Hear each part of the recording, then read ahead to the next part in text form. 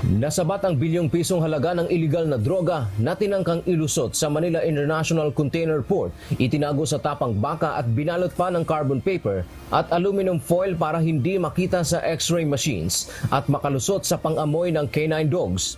Based on observation sa x-ray, the carbon paper and the foil may have effect on the x-ray reading because based on the initial x-ray test, only 2 of the packages indicated crystals inside. All others are muddled ang image niya. Carbon is usually used to deflect the image of x-ray machines in all customs ports.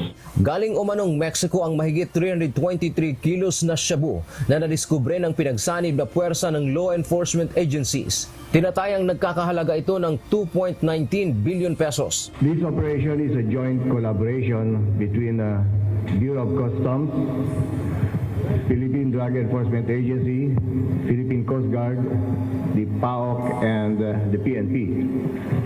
As a backgrounder, intelligence agents of the PNP Calabarzon passing information to PIDEG. Pebrero nitong taon pa dumating ang shipment at ang consignee ay nakapangalan sa isang sales bit within OPC. Patuloy pang inaalam ng mga otoridad kung sino ang totoong nasa likod nito. Kaduda-duda rin umano ang shipment paper ng cargo dahil dalawa ang shippers o nagpadala nito na Logistica Aduanal Mema at Amy Express Logistics. This subject container arrived last February 24, 2023. But the customs will emphasize that this is an abandoned cargo.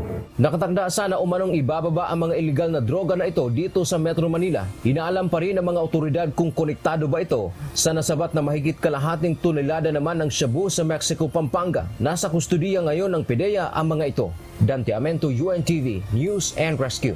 Diyos ang aming sandigan, serbisyo publiko ang aming pinahahalagahan.